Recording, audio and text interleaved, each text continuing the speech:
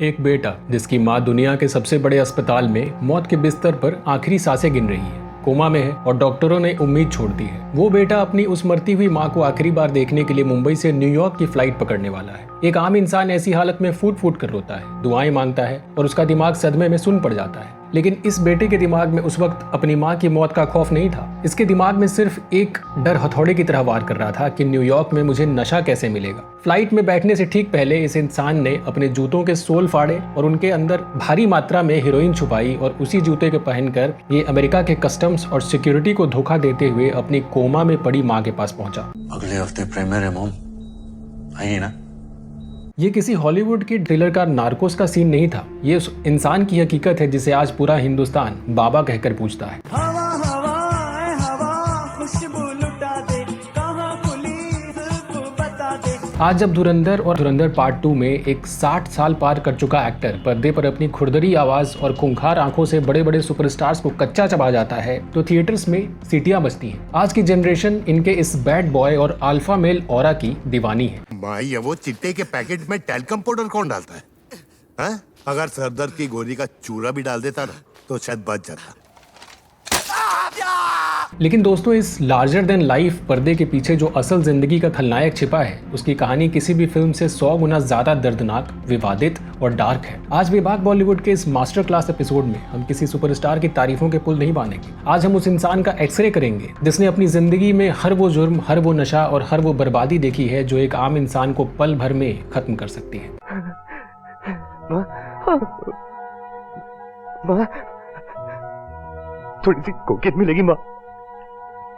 महंगी है ना? महंगी है ना? जूतों में हेरोइन छुपाने से लेकर घर में दाऊद इब्राहिम के गुर्गों से AK-56 लेने तक, अंडरवर्ल्ड डॉन छोटा शकील से फोन पर चटकारे लेकर गॉसिप करने से लेकर अबू सलेम के 4 शूटर से अपनी जान बचाने तक और ऑर्थर रोड जेल की उस अंधेरी अंडा सेल में अपना ही सिर दीवारों पर पटक कर खून निकालने से लेकर स्टेज 4 कैंसर को मात देने तक, संजय दत्त की ये अनफिल्टर्ड दास्तान आपके होश उड़ाने वाली है।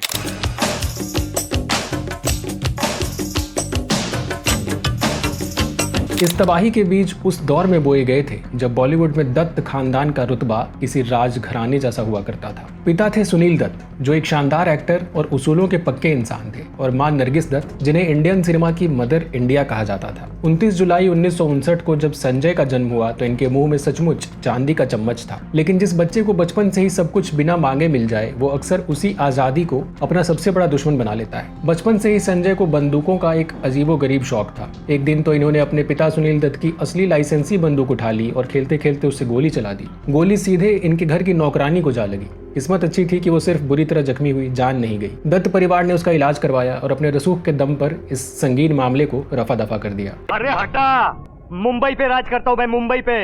अरे अपने जिगर पे बनाऊं मैं, किसी मिनिस्टर ने नहीं बनाया मेरे को। अरे तेरे पुलिस स्टेशन जाता हूँ ना तो सलाम ठोकते तेरे सामने खड़े होके। लेकिन ये तो सिर्फ शुरुआत थी। बर्बादी का असल दरवाजा तब खुला जब संजय महज 10 साल के थे। सुनील दत्त के पाली हिल वाले बंगले पर अक्सर बॉलीवुड की बड़ी बड़ी हस्तियां आती थीं। वो सिगरेट पीते और टुकड़े नीचे बगीचे में फेंक देते थे। एक दिन सुनील दत्त ने देखा कि इनके बगीचे से धुआं उठ रहा है। जब उन्होंने नीचे झाँक देखा तो उनके पैरों तले जमीन ही खिसक गई। 10 साल का संजू जमीन पर लेटकर उनकी फेंकी हुई सिगरेटों के टुकड़े उठाकर पी रहा था। संजय की इन हरकतों से परेशान होकर और तत्कालीन प्रधानमंत्री इंदिरा गांधी की सलाह पर दत्त परिवार ने संजय को सुधारने के लिए हिमाचल प्रदेश के लॉरेंस स्कूल में हॉस्टल में डाल दिया। लेकिन दोस्तों, हॉस्टल की वो 4 दीवारी संजय को सुधारने के बजाय इन्हें बर्बादी के एक नए और गहरे कुएं में धकेलने वाली थी। वहां जाकर सुधरना तो दूर, संजय के लिए शराब और सिगरेट रोज की बात हो गई। ये स्कूल की दीवार फांद कर कसौली के पास जबली गांव जाते और वहां से देसी ठर्रा खरीद कर लाते। हफ्ते की 2 रुपए की पॉकेट मनी पूरी तरह से शराब में उड़ाई जाने लगी। एक बार तो एक टीचर ने संजय को इतना पीटा कि इन्हें गैंग्रीन की बीमारी हो गई और दिल्ली के अस्पताल में भर्ती कराना पड़ा। 1977 में 18 साल की उम्र में जब ये एल्फिंस्टोन कॉलेज मुंबई पहुंचे तो इन्होंने पढ़ाई छोड़कर ओबेरॉय होटल के नाइट क्लब्स और रॉक कॉन्सर्ट में जाना शुरू कर दिया और यहीं से इनकी जिंदगी में एंट्री हुई उस शैतान की जिसने इनकी रूह को खोखला कर दिया, ड्रग्स। पहले महज ये एक एक्सपेरिमेंट के तौर पर गांजा, फिर कोकेन, फिर हेरोइन, फिर LSD और फिर एसिड तक पहुंचे। उस दौर में मुंबई के अमीर घरों के लड़कों में ड्रग्स का एक नया फैशन आया था और संजय इस फैशन के सबसे बड़े शिकार बन गए। इन्होंने दुनिया में मौजूद हर किस्म का नशा अपने खून में उतार लिया। हालत ये हो गई कि संजय घंटों अपने कमरे में बंद रहते। माँ नरगिस पूछती कि संजू तुम्हारे कमरे से अगरबत्ती जैसी खुशबू क्यों आती है। उन्हें नहीं पता था कि ये गांजे का धुआं है। नरगिस ने संजय के कमरे से कोकीन और हीरोइन पकड़ ली, लेकिन एक माँ के अंधे प्यार ने अपने पति यानी सुनील दत्त से यह बात छुपा ली। उन्हें लगता था कि जब बेटा फिल्मों में आएगा तो सब ठीक हो जाएगा। कितना है दम। सुनील दत्त को भी यही लगा। उन्हें लगा कि शायद काम में व्यस्त होकर संजय सुधर जाएंगे। इन्होंने 1 करोड़ रुपए के भारी भरकम बजट से 1 जनवरी 1980 को फिल्म रॉकी की शूटिंग शुरू कर दी। लेकिन संजय का नशा अब बेकाबू हो चुका था। ड्रग्स ने इनके दिमाग के केमिकल बैलेंस को इस कदर बिगाड़ दिया था कि अब इन्हें भयानक हैलुसिनेशंस होने लगे। एक दिन संजय ने LSD का नशा किया हुआ था और तभी सुनील दत्त ने इन्हें अपने ऑफिस में बुला लिया। उस नशे के खौफनाक ट्रिप में संजय को लगा कि इनके सामने बैठे इनके पिता एक मोमबत्ती की तरह पिघल रहे हैं। संजय उन्हें बचाने के लिए चीखते हुए अपने ही पिता के ऊपर कूद पड़े। सुनील दत्त कुछ समझ नहीं पाए और नौकरों से चिल्लाकर कहा कि इसे यहाँ से ले जाओ, ये पागल हो गया है। वहीं रॉकी की शूटिंग के दौरान संजय को अपनी को स्टार टीना मुनीम के साथ प्यार हो गया। लेकिन इसी दौरान दत्त परिवार पर वो कहर टूटा जिसने सब कुछ तबाह कर दिया। नरगिस दत्त को पैनक्रियाटिक कैंसर डायग्नोज हो गया। उन्हें इलाज के लिए तुरंत न्यूयॉर्क ले जाया गया और वो कोमा में चली गई। और इसी दौरान वो घटना हुई जिसका जिक्र हमने वीडियो की शुरुआत में किया था, जब संजय को अपनी कोमा में पड़ी माँ से मिलने जाना था और ये जूतों में हीरोइन छुपाकर पहुंच गई। हालांकि कुछ महीनों बाद चमत्कार हुआ। नरगिस कोमा से बाहर आई और सबसे पहले पूछा कि संजू कहाँ है। वो किसी भी कीमत पर मुंबई वापस आकर अपने लाडले की पहली फिल्म रॉकी का प्रीमियर देखना चाहती थी। फिल्म की रिलीज डेट 8 मई 1981 तय की गई थी, लेकिन प्रीमियर से ठीक 5 दिन पहले 3 मई 1981 को नरगिस ने हमेशा के लिए अपनी आंखें मूंद ली। संजय पर इस मौत का ऐसा सदमा लगा कि ये अपनी मां के जनाजे पर एक आंसू तक नहीं रोए। इनका दिमाग सुन्न पड़ चुका था। 8 मई को जब रॉकी का प्रीमियर हुआ तो दत्त परिवार नरगिस की कब्र पर गया और सिनेमा हॉल में इनकी रिजर्व्ड सीट नंबर E15 को खाली रखा गया। फिल्म खत्म होने पर हॉल तालियों की गड़गड़ाहट से गूंज उठा और संजय रातों रात स्टार बन गए। क्या यही प्यार है? लेकिन संजय उदास थे, क्योंकि जिस एक इंसान की ताली इनके लिए दुनिया में सबसे ज्यादा मायने रखती थी वो हमेशा के लिए जा चुकी थी। और इस दिल में क्या रखा है?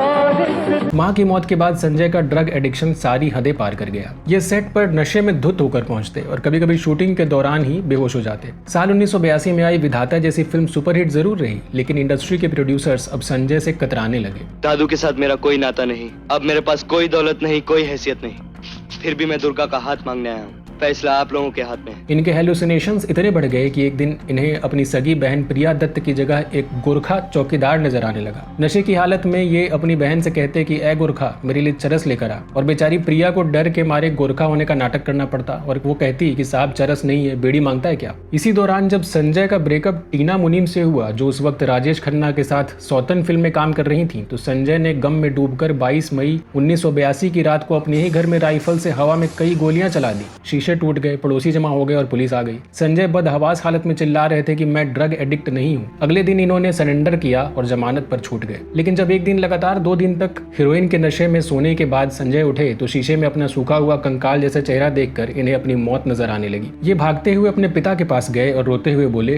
डैड मुझे मदद चाहिए, मुझे बचा लीजिए। इनकी ऐसी हालत देखकर जनवरी 1984 में सुनील दत्त संजय को अमेरिका के मियामी और फिर मिसिसिपी के एक रिहैब सेंटर ले गए। वहां जब डॉक्टरों ने पूछा कि ये कौन कौन से ड्रग्स लेते हैं तो संजय का जवाब था कि ऐसा कोई ड्रग बचा ही नहीं है जो इन्होंने ना लिया हो। डॉक्टर हैरान थे कि अभी तक ये इंसान जिंदा कैसे है। रिहैब में संजय को अपने कपड़े खुद धोने पड़े, खाना खुद बनाना पड़ा। इस डिटॉक्स के दौरान एक दिन सुनील दत्त ने संजय को एक टेप रिकॉर्डर भिजवाया। उस टेप में इनकी मरी हुई मां नरगिस की आवाज रिकॉर्ड थी, जो अपने बेटे से कह रही थी कि वो इनसे कितना प्यार करती हैं और इन्हें सही रास्ते पर देखना चाहती हैं। It was after 2 years where I was sitting in the group and all of a sudden this guy started playing the tape. More than anything, Sanju, keep your humility, keep your character, never show off. अपनी मरी हुई माँ की वो आवाज़ सुनकर संजय पहली बार फूट फूट कर रोए और इन्होंने उसी दिन कसम खा ली कि I will be high on life, high on work, but never on drugs. जब संजय मुंबई लौटे तो इनके पुराने ड्रग डीलर ने इन्हें नया माल ऑफर किया, लेकिन इस बार संजय की इच्छा शक्ति जीत गई और इन्होंने उसे भगा दिया। और फिर 1986 में महेश भट्ट, कुमार गौरव और सलीम खान की जोड़ी ने संजय को फिल्म ऑफर की नाम। दुबई जाकर ड्रग्स के दलदल में फंसने वाले विक्की के किरदार में संजय ने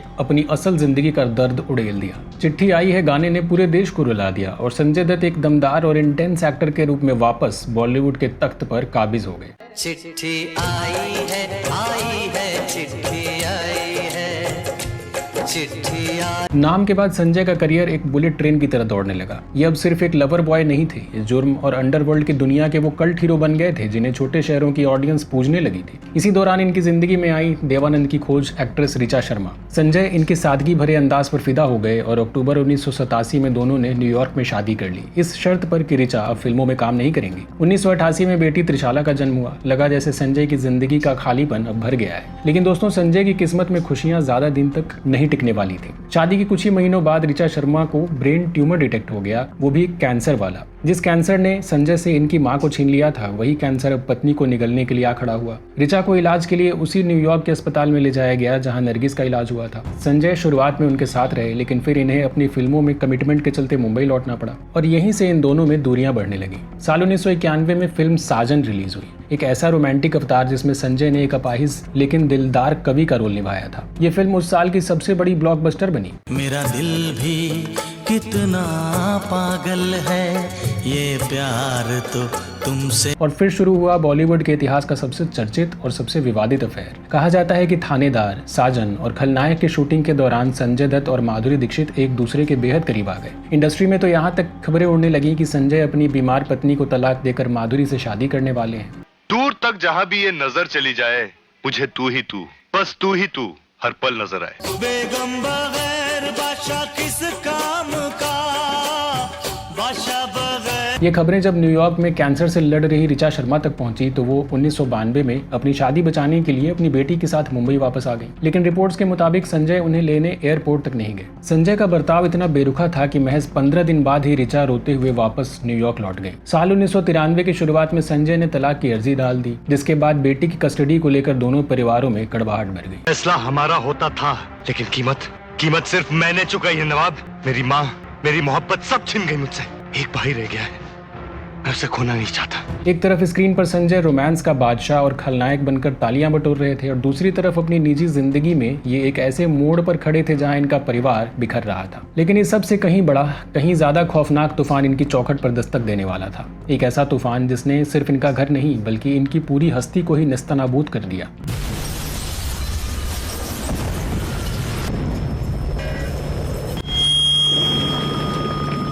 12 मार्च 1993 पूरा मुंबई शहर एक के बाद एक हुए 12 भयानक बम धमाकों से दहल उठा। 257 मासूम लोगों की जान चली गई और 700 से ज्यादा लोग घायल हो गए। पूरे देश में मातम और गुस्से का माहौल था। दाऊद इब्राहिम और टाइगर मेमन की इस साजिश की जब मुंबई पुलिस के जॉइंट कमिश्नर एमएन सिंह और डीसीपी राकेश मारिया ने तहकीकात शुरू की तो जो नाम निकलकर सामने आया उसने पूरे देश को सकते में डाल दिया। दाऊद के भाई अनीस इब्राहिम के गुर्गे समीर हिंगोरा, हनीफ कड़ावाला और इब्राहिम मूसा चौहान पकड़े गए। पूछताछ में बाबा चौहान ने राकेश मरिया को बताया कि साहब, अनीस इब्राहिम ने मुझे और अबू सलेम को संजू बाबा के घर कुछ गिटार और टेनिस बॉल पहुंचाने को कहा था। जब मरिया ने पूछा कि इसका क्या मतलब है तो पता चला कि ये कोड वर्ड गिटार का मतलब था AK-56 राइफल और टेनिस बॉल का मतलब है hand grenade. Well, Sanjay Dutt has been sentenced to 5 years in jail in the 1993 Mumbai serial blast case. The Supreme Court, in its verdict, has upheld the death sentence and has refused to bring down Sanjay Dutt's sentence by more than a year. 19 अप्रैल 1993 की सुबह Mauritius से अपनी film आतिश की shooting खत्म करके संजय दत्त जैसे ही Mumbai airport पर उतरे, वहां सैकड़ों पुलिस वालों ने इन्हें घेर लिया। डीसीपी कृष्णलाल बिश्नोई और राकेश मरिया के सामने जब संजय से सख्ती से पूछताछ हुई तो जो कबूलनामा सामने आया उसने बॉलीवुड की बुनियाद को ही हिलाकर रख दिया। संजय ने माना कि जनवरी 1993 में दाऊद के गुर्गे अबू सलेम, समीर और हनीफ एक मारुति वैन में इनके पाली हिल वाले घर आए थे। इन्होंने कहा, मैंने घर से एक कपड़ा लाकर उन्हें दिया जिसमें उन्होंने वो राइफलें लपेटकर मुझे दी। मैंने सिर्फ अपनी सुरक्षा के लिए एक AK-56 और 250 कारतूस अपने पास रख लिए थे क्योंकि बाबरी मस्जिद के बाद हुए दंगों के दौरान मुझे और मेरे पिता को जान से मारने की धमकियां मिल रही थी। लेकिन जब संजय को पता चला कि समीर और हनीफ पकड़े गए हैं तो इन्होंने घबराहट में अपने दोस्त यूसुफ नलवाला को फोन करके उस राइफल को तुरंत नष्ट करने के लिए कह दिया था। संजय दत्त पर टाडा यानी terrorist and disruptive activities prevention act लगा दिया गया, वो कानून जो सिर्फ खूंखार आतंकवादियों पर लगता था। लेकिन क्या ये महज एक इत्तेफाक था कि जिस वक्त संजय दत्त को हथकड़ियां पहनाकर गिरफ्तार किया जा रहा था, ठीक उसी वक्त पूरे देश में सुभाष घई की फिल्म का प्रमोशन भी चल रहा था। नायक नहीं खलनायक हूँ मैं। संजय की इस गिरफ्तारी ने बॉलीवुड का असली अपॉर्चुनिस्टिक चेहरा दुनिया के सामने लाकर रख दिया। जिन प्रोड्यूसर्स ने संजय के नाम पर करोड़ों कमाए थे वो रातों रात गायब हो गए। सबसे बड़ा झटका संजय को तब लगा जब उस वक्त इनकी कथित प्रेमिका माधुरी दीक्षित ने एक प्रेस कॉन्फ्रेंस करके साफ शब्दों में कह दिया कि मेरा संजय दत्त से कोई लेना देना नहीं है, I am not in love with him. Sanjay Dutt लगातार जेल से माधुरी दीक्षित को फोन करते रहे लेकिन वो फोन कभी उठा ही नहीं। जुलाई 1994 में जब संजय की जमानत रद्द हुई तो इन्हें ठाणे जेल के अंडा सेल में डाल दिया गया। ये हाई सिक्योरिटी कैदियों के लिए एक ऐसी छोटी सी अंधेरी कोठरी थी जहां सूरज की रोशनी तक नहीं पहुंचती थी। अकेलेपन और डिप्रेशन से जूझते हुए संजय का दिमाग इस कदर सुन्न पड़ गया कि इन्होंने फ्रस्ट्रेशन में एक दिन अपना सिर जेल की खुरदरी दीवार पर इतनी जोर से और इतनी बार मारा कि इनके सर से खून की धार बह निकली और इन्हें कई टांके लगाने पड़े। एक आउटसाइडर की तरह बॉलीवुड ने संजय को इनके हाल पर छोड़ दिया। यहाँ तक कि सुनील दत्त जो कांग्रेस के एक सम्मानित सांसद थे, उनकी खुद की सत्ताधारी पार्टी ने भी इनकी कोई मदद नहीं की। हार कर एक लाचार पिता को अपने सबसे बड़े राजनीतिक विरोधी शिवसेना के सुप्रीमो बाल ठाकरे के दर पर जाकर मदद की भीख मांगनी पड़ी। किसी को उम्मीद नहीं थी कि बाल ठाकरे मदद करेंगे क्योंकि सुनील दत्त कांग्रेस से थे और इनकी पत्नी भी मुस्लिम थी और ये अक्सर शिवसेना के खिलाफ बोलते थे। लेकिन बाल ठाकरे ने मदद की। उन्होंने खुलेआम शिवसेना के मुखपत्र सामना में लिखा कि दत्त परिवार का कोई सदस्य देशद्रोही नहीं हो सकता। बाल ठाकरे के दखल और राजनीतिक दबाव के बाद 15 महीने की जेल की रोटियां तोड़ने के बाद आखिरकार 16 अक्टूबर 1995 को संजय दत्त को सुप्रीम कोर्ट से जमानत मिल गई। लेकिन आजादी का यह जश्न बहुत फीका था। दिसंबर 1996 में कैंसर से लड़ रही इनकी पत्नी ऋचा शर्मा का न्यूयॉर्क में निधन हो गया और इसके बावजूद बेटी त्रिशाला की कस्टडी इन्हें नहीं मिल सकी। तो इसके बाद गम और कानूनी लड़ाइयों से टूट चुके संजय ने खुद को फिल्मों में झोंक दिया। साल 1998 में इन्होंने मॉडल रिया पिल्लई से दूसरी शादी की जो बुरे वक्त में इनके साथ हमेशा खड़ी थी। और साल 1999 में महेश मांजरेकर की कल्ट क्लासिक फिल्म वास्तव ने संजय दत्त को रघु भाई बनाकर वो स्टारडम वापस दे दिया जिसके ये हकदार थे। अरे माँ, ये अक्की मुंबई में कोई पुलिस वाला नहीं है जो नजर उठा के अपन के साथ बात कर सके। ये देख, असली असली 50 तोला कितना? 50 तोला। इस फिल्म के लिए इन्हें अपना करियर का पहला film fair best actor award भी मिला। लेकिन दोस्तों, अंडरवर्ल्ड की काली दुनिया आपको इतनी आसानी से कहां आजाद करती है। नवंबर 2000 में सीबीआई ने एक टेलीफोनिक टेप लीक कर दिया जिसने एक बार फिर से संजय दत्त को विवादों के सेंटर में लाकर खड़ा कर दिया। ये बातचीत थी कराची में बैठे अंडरवर्ल्ड डॉन छोटा शकील और संजय दत्त के बीच की। 11 नवंबर 2000 की रात को नासिक के ताज होटल से संजय दत्त, डायरेक्टर संजय गुप्ता और महेश मांजरेकर ने करीब 45 मिनट तक छोटा शकील से बात की थी। इस टेप में संजय दत्त शकील को बता रहे थे कि इन्होंने उसके लिए दुबई से टी-शर्ट्स खरीदी हैं। साथ ही ये बॉलीवुड की एक्ट्रेसेस की पर्सनल लाइफ के बारे में और एक डांस डायरेक्टर की सेक्स लाइफ के बारे में भी अंडरवर्ल्ड डॉन के साथ चटकारे लेकर के बातें कर रहे थे। इस टेप ने एक बार फिर साबित कर दिया कि संजय दत्त की जिंदगी में वो बैड बॉय इमेज सिर्फ स्क्रीन तक लिमिटेड नहीं थी। यहाँ तक कि मशहूर crime journalist S Hussain Zaidi की किताब my name is Abu Salem में लिखा है कि छोटा शकील के साथ संजय की इस नजदीकी से दाऊद का ही दूसरा गुर्गा अबू सलेम इतना खफा हो गया था कि उसने गोवा में संजय दत्त को मारने के लिए अपने 4 शूटर्स भेज दिए थे। शूटर्स को ऑर्डर था कि संजय को एयरपोर्ट या होटल में देखते ही भून दिया जाए। वहीं जब संजय को इस बात की भनक लगी तो ये अपने होटल के कमरे में बंद होकर पसीने से तरबतर अंडरवर्ल्ड के लोगों को फोन घुमाने लगे। आखिरकार अकबर खान नाम के एक कॉमन दोस्त के बीच बचाव करने से और सलेम के मनाने से संजय दत्त की जान बची।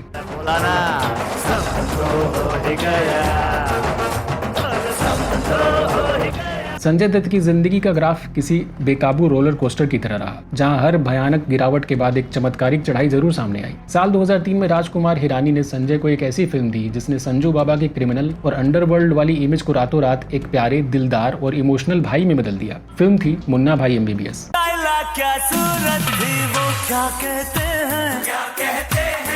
हाँ जुल्फें क्या। जादू की झप्पी, टेंशन नहीं लेने का, इन डायलॉग्स ने जनता के दिलों में संजय के लिए एक सॉफ्ट कॉर्नर पैदा कर दिया। इसी फिल्म में संजय ने आखिरी बार अपने पिता सुनील दत्त के साथ भी स्क्रीन शेयर की। मुझे तो यकीन नहीं आता कि लोग मेरे बेटे को इतना प्यार करते हैं, लेकिन बाबूजी मैं डॉक्टर नहीं बन पाया। अरे पगले, डॉक्टर तो सिर्फ जान बचाते हैं, तूने तो लोगों को जीना सिखा दिया। आज बाप की असर भी पूरी कर दे। इसके बाद 25 मई 2005 को सुनील दत्त का हार्ट अटैक से निधन हो गया। वो पिता जो संजय दत्त की ढाल था, जो इनके हर गुनाह के बावजूद चट्टान की तरह इनके सामने खड़ा था, वो हमेशा के लिए जा चुका था। इसी नाजुक मोड़ पर संजय की जिंदगी में आई दिलनवाज शेख उर्फ मान्यता दत्त, जिन्होंने इनके बिखरे हुए करियर और फाइनेंसेस को संभाला और साल 2008 में दोनों ने शादी कर ली।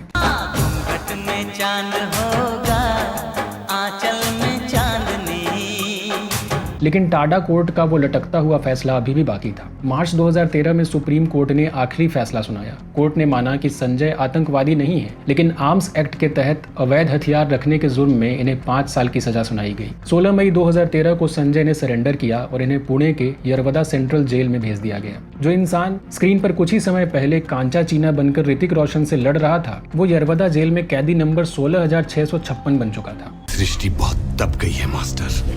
गले मिलना संक्रामक है। संक्रामक का मतलब समझते हो मास्टर? बीमारी, विनाश, रोग।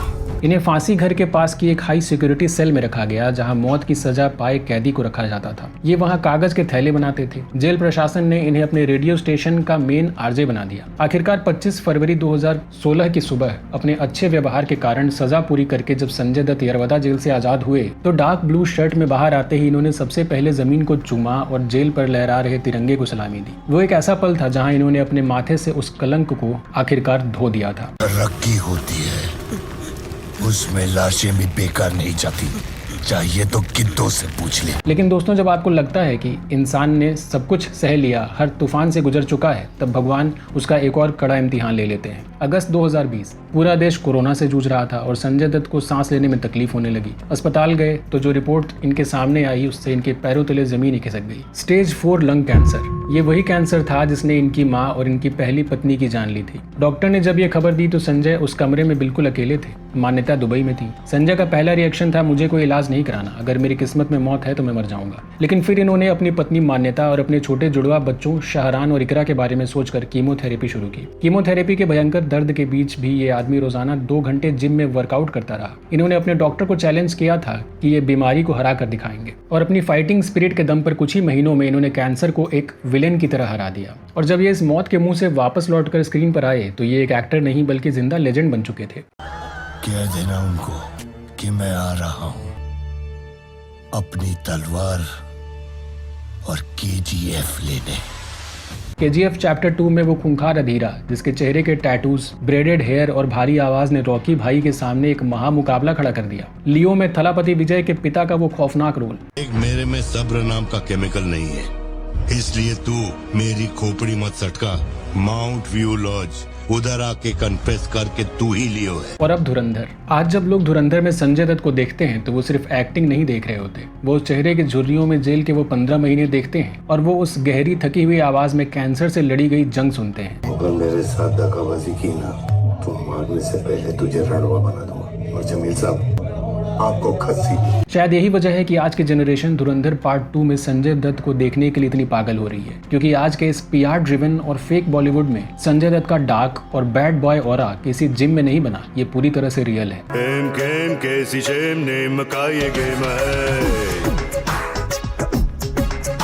तो दोस्तों, संजय दत्त की असली कहानी क्या है? राजकुमार हिरानी ने संजू बायोपिक में भले ही इनकी कहानी को थोड़ा व्हाइट वॉश करने की कोशिश की हो, इनके 308 अफेयर्स को एक मजाक की तरह पेश किया हो, लेकिन हकीकत में बाबा का सफर किसी मजाक से बहुत दूर एक खौफनाक रियलिटी चेक है। को गिनूं या उनको अलग? नहीं, उनको अलग रखता हूँ। 308 तक याद है, सेफ्टी के लिए 350 लिख लो। आज जब ये 60 साल के पार होकर भी धुरंधर 2 के सेट पर एक मॉन्स्टर की तरह खड़े होते हैं, तो ये बॉलीवुड को याद दिलाते हैं कि स्टारडम सिर्फ करोड़ों की PR एजेंसी से नहीं आता। स्टारडम आता है बार बार मिट्टी में मिलने के बाद, हर बार मौत को चकमा देकर, फिर से एक खलनायक की तरह सीना तान कर खड़े होने से। सोचना है क्या, जो होना है होगा, चल पड़े हैं फिक्र यार धुएं में उड़ा।